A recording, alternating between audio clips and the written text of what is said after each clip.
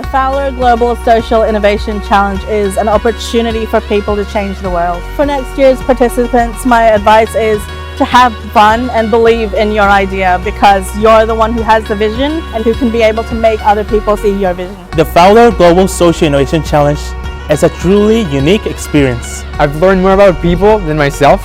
This is a rich environment of many different creative ideas from all over the world for social innovation, and it's hard to describe in a few words what it is to be here.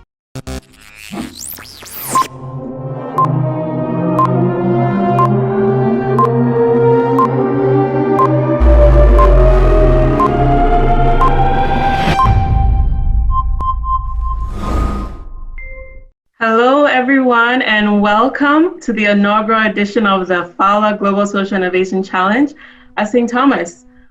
You can't imagine how much I wish I could see you, but I'm so glad you're here. Thank you so much for making the time. We're excited to celebrate the hard work that our students have put in since February of this year. Before we move on through our program, I would love to tell you more about the Fowler Global Social Innovation Challenge, also known as the Fowler GSIC. So Fowler GSIC encourages students to work on social problems that they are passionate about. We're inviting students from all over the world, and to date, 17 countries have been involved with the challenge. We've awarded over $400,000 to seed the most promising ventures. We've been around since 2011, and to that point, I also want to acknowledge the work that the University of San Diego has done. Last year, St. Thomas joined the University of San Diego as a partner in this initiative, and we're so excited to be able to partner with them in what they've been doing for years. 2,500 students form part of the global network of the Fowler Global Challenge. Again, it's the first time we're doing here at St. Thomas, and we're excited for the opportunity to support the world's to-do list. Basically, that is what the UN SDGs have been known as, and that is a primary inspiration of the Global Challenge. So let me tell you a bit about the process. Students sign up through a participating university and begin the process of ideating a solution in round one, ideating on a problem in round one, and go on to further expand on that through a solution that they present in round two. And finally, students pitch on their campuses, where they get the opportunity to be selected as one of two global teams that represent their university in the global finals. This year, the global finals is being hosted by the University of San Diego, and next year, it will be hosted in Minneapolis by the University of St. Thomas. I don't want you to take my word for it just yet. I would love for you to hear from Anjali Gupta, who was a global finalist last year. So here is a short spotlight of her experience from the Global Finals 2019. I think that this is such an incredible space. There's so much collaboration that's possible because people are working on such interesting and diverse issues. And sometimes at that diversity is where we find the best intersection. And I think that there's just so much potential for collaboration and for really just taking all of our initiatives to a whole new level. So I started School for a Village when I was 16 years old. I really wanted to make sure that other students had the opportunity to a high quality education. In today's world, in a world that's so driven by science and technology, it means making sure that students have access to those resources. So our solution actually addresses 5 of the Sustainable Development Goals: 1, no poverty; 4, quality education; 8, decent work and economic growth; 10, reduced inequalities; and 17, partnership for the goals. I've learned so much about myself. I've learned that I really thrive when it comes to ideas. I love exploring new ideas. I love working with communities. I love working with people. I love learning about their stories. I think stories are the most powerful thing in the world, and I think that they're what can really incite social change. And by listening to each other's story, by listening to other stories, that's how we can really make a difference, and that's what I aim to do through School for a Village as well. For next year's participants, my one piece of advice is this: you have to throw yourself all in. Get to know the people that you're working with, get to know the problem that you're trying to address, and just really fall in love with the work that you're doing. The Fowler Global Social Innovation Challenge is a bringing together of people who really care about other people and making a difference in this world. Isn't that inspiring? I had the opportunity to meet Anjali last year, and honestly, there is nothing more energizing than the passion of these students and the work that they're doing. So thank you again for joining us. I wanted to share quickly by the numbers what the experience has been like for us here at St. Thomas. So this year, we had 37 students participate in our very first competition. And these students represented 11 majors, everything from mechanical engineering to biology to entrepreneurship and global health. We've been able to support our students through mentoring and workshops on ideation, mentioned before, design thinking, problem analysis, business modeling. And we had the volunteer time of 25 amazing, talented people as mentors, online reviewers, and judges. At this time, I would love to invite our Associate Dean of the Schultz School, Laura Dunham, to share some thoughts with you about this competition and just her vision for it and what it means for students here at St. Thomas.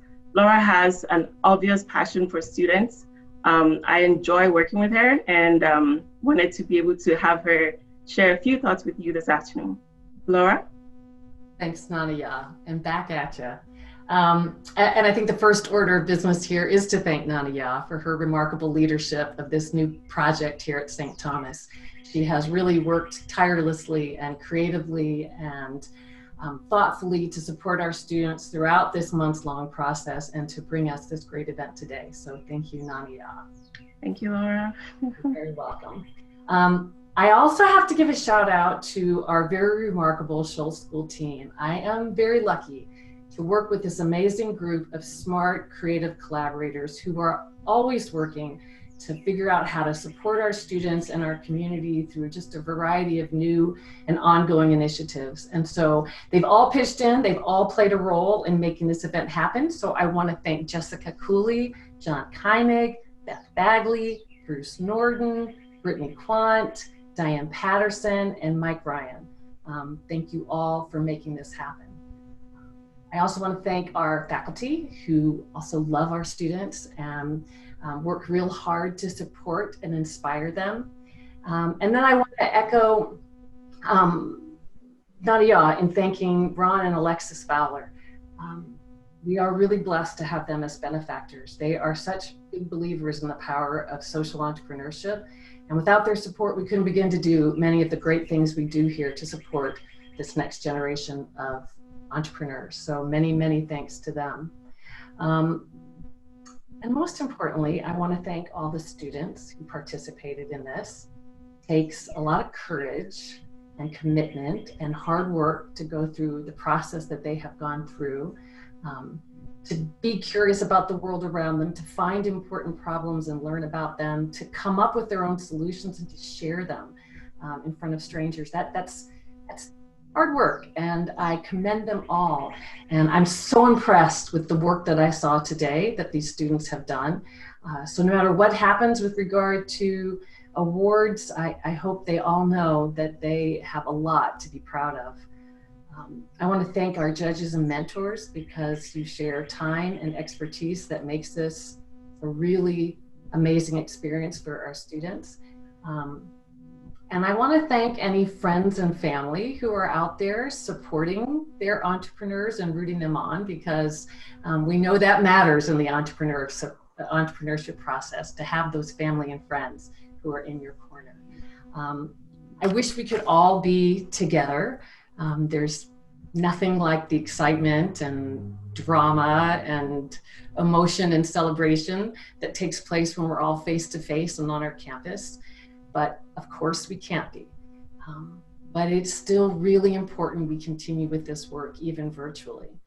Because when we get through this storm, and we will, the work of entrepreneurs will be more important than ever. We face tough times ahead, a lot of uncertainty, a lot of hardship. But it's because of that, and not in spite of that we all have to keep trying to create that future we want to see. We all have to keep working within our own sphere of influence build that world that we want to live in, that we want our family and friends and communities to live in, that we want to give to the next generation. That is the work of social entrepreneurs. So really important that we're here today to extend their learning, to celebrate their successes, because when the time comes, and it will, they'll be ready and we will all be better off for it. So thank you all for participating and making this event happen. Thanks to everybody who's worked so hard and put their heart and soul into it. And now on with the show. Thank you so much, Laura. It's great to hear from you. And really echoing Laura's words, nothing can replace the face-to-face contact that we wish we could have had with all of you. But we're so grateful that you made the time to still connect with us today. So thank you. Now, before we move on, I want to honor the judges that have supported us today as finalist judges, and particularly start with Amanda Lagrange. Amanda is the CEO of Tech Dump and Tech Discounts. Kate Herzog, she's the founder of House of Talents. Björgvin Sarvesen, he's the CEO of the Yort Group. We also have today Brett Bussey, he's a Senior Vice President of Fathom Consulting. Jules Porter, she is the founder of Serve 7 Studios. Mo Fan Stock, who's also a faculty member here at St. Thomas and the CEO and President of Authentic Leadership. And Michael Mader, the founder and CEO of Hippie Feet. Thank you so much, finalist judges, for joining us today. Now, earlier this afternoon, we had the opportunity to hear from 7 finalists. They were divided into 2 concurrent pitch rooms, virtual pitch rooms, A and B. They delivered 8-minute pitches and had the opportunity to field questions live with our judges.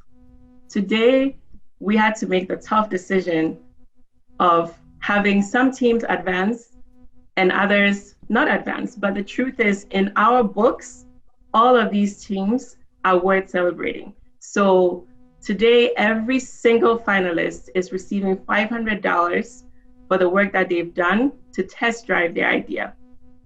We're also awarding $2,500 to the winners from rooms A and B, who will also be our 2 global finalists that are moving on to the finals in San Diego. And then we will have $1,000 cash prize going to the runners up in rooms A and B as well. And also an additional $1,000 going to presenters in rooms A and B. Now, our finalists are not the only winners here today. We are going to be celebrating 1 lucky audience member with a $50 gift card drawing to a restaurant of your choice. It's our little way of supporting small businesses at this time and also bringing some flavor to your social distancing days.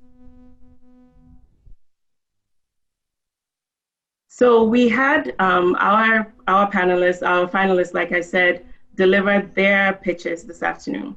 We know that not everyone was able to join us for that, so we also had them prepare 90-second pitches so that you can get familiar with their ventures and hopefully be able to learn more about this space of social entrepreneurship through the work of our students. We will be sharing these pitches with you shortly, and in addition to that, we would love to know which of these teams inspired you the most. So we will have an audience choice poll coming up shortly. Now, without further ado, we're sharing with you our 90-second pitches. Please stay tuned. Hi, I'm Himani Joshi. Currently, there are over 19 million Americans who don't have access to the internet. Especially in times like these, that can be a frightening reality. And that's why my team partner, Brianna Kirk, and I created DigiConnections. DigiConnections is an internet service provider which uses new innovative TV whitespace technology to help alleviate the growing digital divide. The digital divide is leaving negative impacts, especially in rural communities, environmentally, economically, and educationally. Our current internet service providers are failing to address this market, as there are students in classrooms who lack internet access and it's putting them at a disadvantage by an entire grade level. It's not allowing rural communities to stimulate economic growth. And their methods are digging up the ground, putting down fiber optic cables for miles, and disturbing the natural habitat. TV whitespace technology can alleviate all of those problems. It utilizes TV buffer channel frequencies and converts them into internet connection that individuals can use. It can penetrate through trees, hills, and more, which is ideal for the rural terrain. And through this, we hope to help make internet as accessible, as attainable, and as affordable as possible. Thank you for your consideration.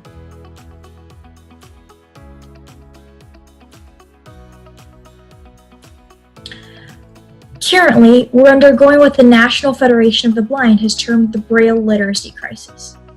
Braille is a tactile language developed for the blind which has been around for multiple centuries. In just a few decades, Braille literacy in the US has gone down from 50% to only 10%. According to the Federation, the primary factor is the rise of text-to-speech technologies, which provide convenient and inexpensive means to consume information. Additional factors include lack of teaching resources for blind students and the high cost of digital Braille displays. Since Braille is the only means for the blind to attain literacy, it is of vital importance for their social and financial independence. Knowledge of Braille is tied to ease of access, as well as increased graduation and employment rates. Knowing this, we designed Braille Easy, the world's first smartphone case that teaches Braille. Braille Easy attaches to the user's personal devices, and through Bluetooth, it translates screen information into Braille through pins on its sides. Because our case is integrated with advanced audio technologies such as VoiceOver, users can consume information simultaneously through Braille and audio. This makes learning Braille possible from the comfort of your palm. In the future, we hope to improve the lives of 39 million visually impaired people worldwide.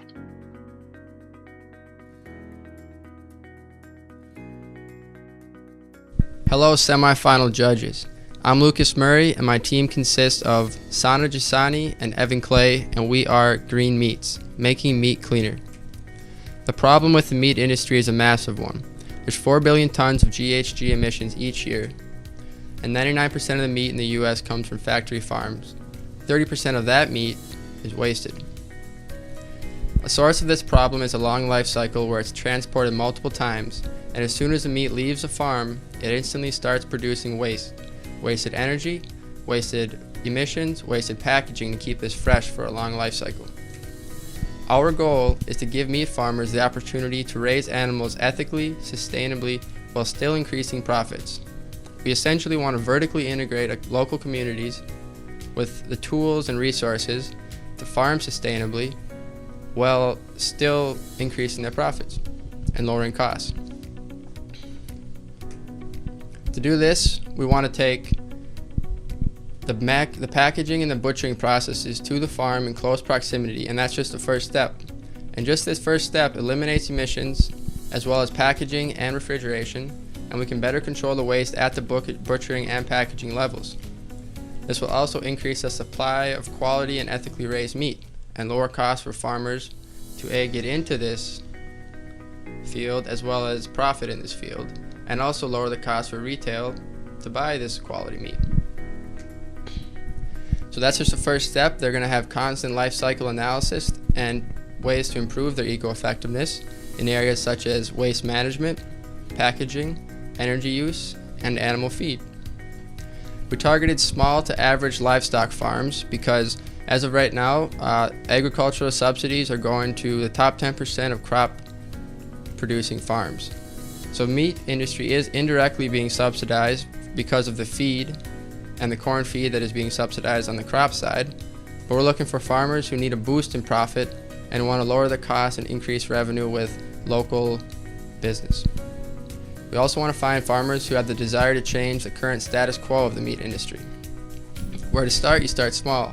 Start on one farm and one community, and you build it up with the resources and tools to farm sustainably, and you collect data along the way to prove your thesis or disprove. Thank you for listening to the presentation. We are Green Meats, making meat cleaner.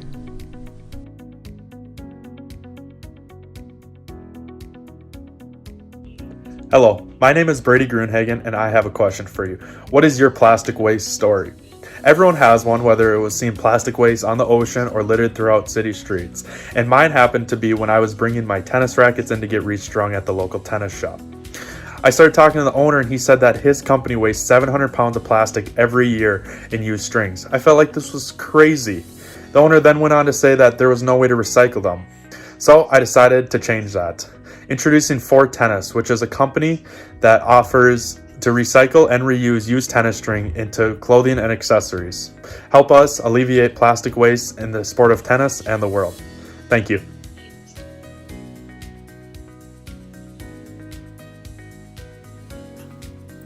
Hello, my name is Michaela Maglich, and I'm a member of the CommuCycle team. CommuCycle is a nonprofit organization designed to invest in developing countries whose shorelines are affected by plastic waste. Investments are used to build community workshops with 4 basic plastic recycling machines and a 3D printer.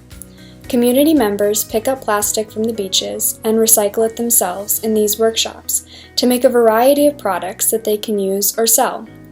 Investors receive updates on the workshops they sponsor, including information like how much plastic has been recycled, what community members are making, and how much the community has developed. CommuCycle's value proposition is to provide coastal communities with a way to transform this overabundance of plastic into something useful, and our mission statement is to keep sustainability efforts local. The initial cost for a workshop is $20,000, with a yearly maintenance donation of $3,000 to $5,000. Initial investments can be made in installments or all at once, with a reoccurring donation for yearly costs. Don't have $20,000? That's okay. Anyone can donate any amount, and we will pool together smaller donations for a workshop. CommuCycle is a community investment with a positive environmental impact, giving people the opportunity to invest in these communities and help the environment. CommuCycle, community-centered recycling. Thank you.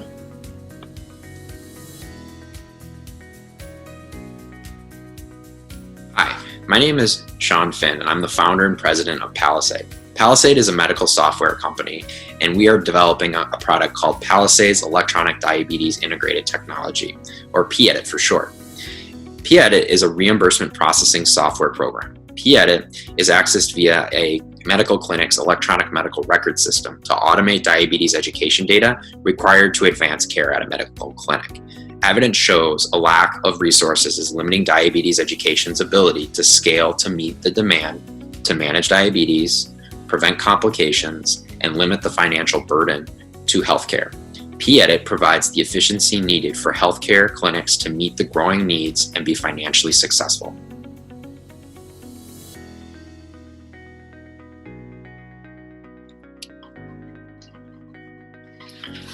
We believe, and I'm sure that you do too, that everybody deserves access to healthy and affordable food.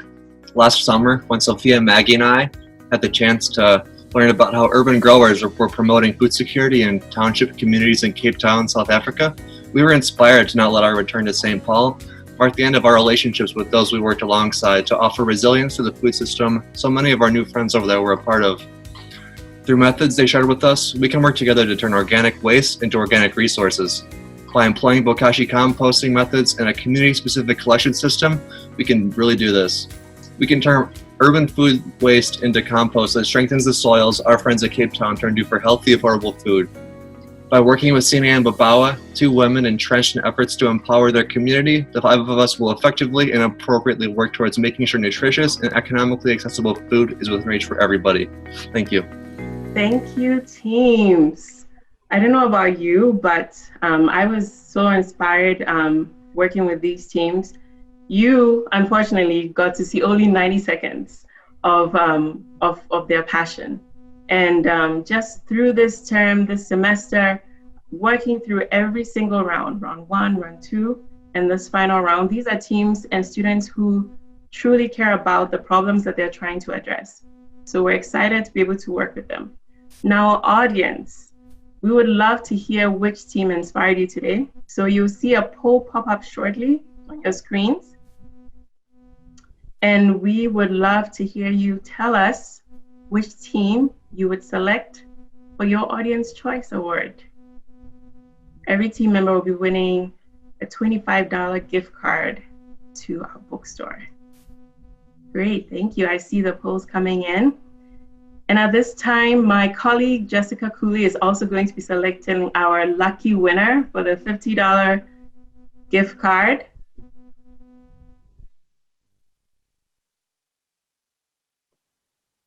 This is a random pick from the audience.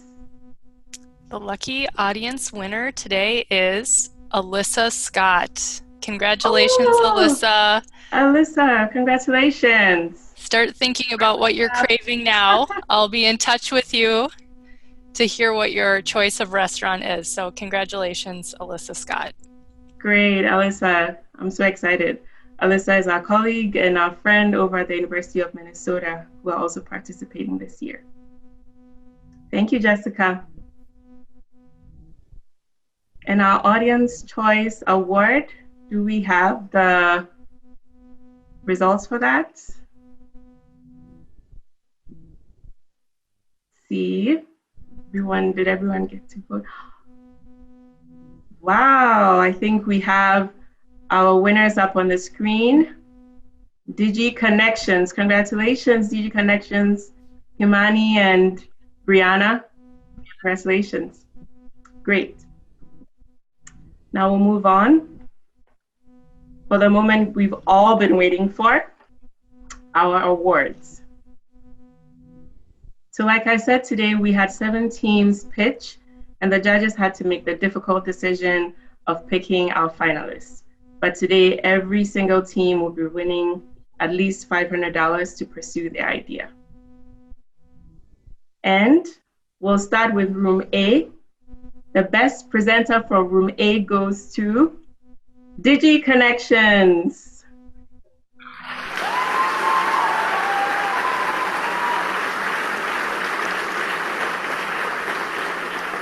Brianna and Himani, are you there? You can unmute yourselves, and we would love to hear from you if you are still with us here. I think I'm unmuted now. Woo! So much. Awesome. It's great to hear some interaction here. Awesome, awesome. Congratulations. Thank you. Now, best presenter for Room B goes to Braille Easy. Yay, thank you.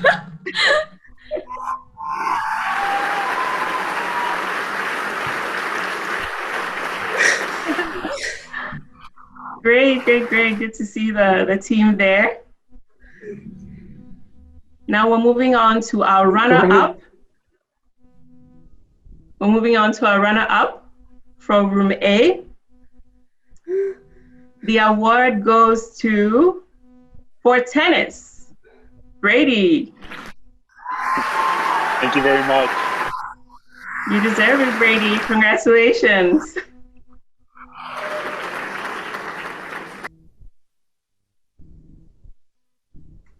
Our runner-up for Room B.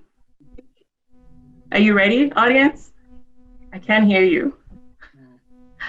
Woo! Woo! Room B award goes to Bokashi Composting. Carl, Sophia, Maggie, are you there? So happy for you. You worked hard. Thank you. Congratulations. Thank you. Great. Now, for our top 2 finalist teams that are going to be representing the University of St. Thomas in the San Diego hosted Global Finals, which is now virtual.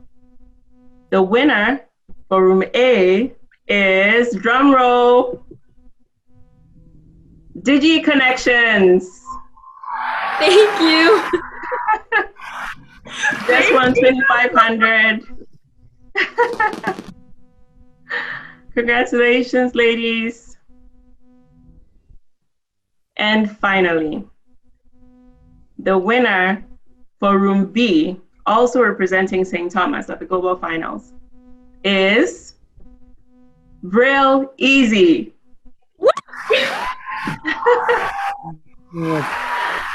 Oh, Ebenezer, are you okay? I'm not. Oh, I so wish I could see you all right now. Great, great, great, great. Now again, I'm sitting here at home and I so wish I could be interacting with all of you, seeing your faces, hearing the laughs. Thank you so much for joining us. Congratulations to our teams. They've worked so hard. They've been committed, stayed all the way through rounds 1 through to 3. So thank you to everyone. Before we wrap up for the night, afternoon, night, we would love for you to keep these things on your radar. We want you to keep in touch with the Schultz School. We're currently offering some business support webinar series to offer support during these challenging times. It's in partnership with the Family Business Center at the Schultz School and the Small Business Development Center. You can find more information on our website. And also in partnership with Generator, we're offering lunch and learn startups. And again, this is a way to support our small businesses during these difficult times. So some of the topics that you'll find are how to build and scale a side hustle, startup fundraising, etc. These are usually offered at noon, Thursdays, April 16 through May 14. And then finally, last but not the least, we will be hosting the virtual global finals. And this is San Diego hosted this year. We didn't get the opportunity to go there to their beautiful campus, but our lovely team over there is working really hard to host a virtual competition for all the countries around the world and students that have been working on their submissions this year. That will be it will be the second week of June, and you can learn more on the link that is listed. Now, again, all of this won't be possible without the generosity and support of Ron and Alexis Fowler. Ron Fowler has a huge passion for students and for entrepreneurship, and we're so thankful that he, again, really inspired us to work with the University of San Diego and has been a fervent supporter through the Fowler Business Concept Challenge here at St. Thomas that we run every fall. We're grateful for his support and his inspiration for students. We also want to thank all of our mentors, our online judges who have devoted their time. They didn't have to do this, but they took time off their busy schedules and have supported our students to further refine their ideas. So thank you, all of our mentors and our judges listed here on our slide. Thank you, thank you. And finally, a big thank you to everyone that joined us today. We're grateful that you took time out of your day and your homes, wherever you are at the moment, to celebrate the hard work that all of our students have done. And we hope that you enjoy the rest of your day. Thank you again, and have a lovely evening. Thank you so much. Thank you. Thank you. Thank you so much. Thank you. Congratulations, teams. Yeah, congrats to all. Y'all did amazing. Well done. Thank you all. Well done, everyone. Thank you. Bye.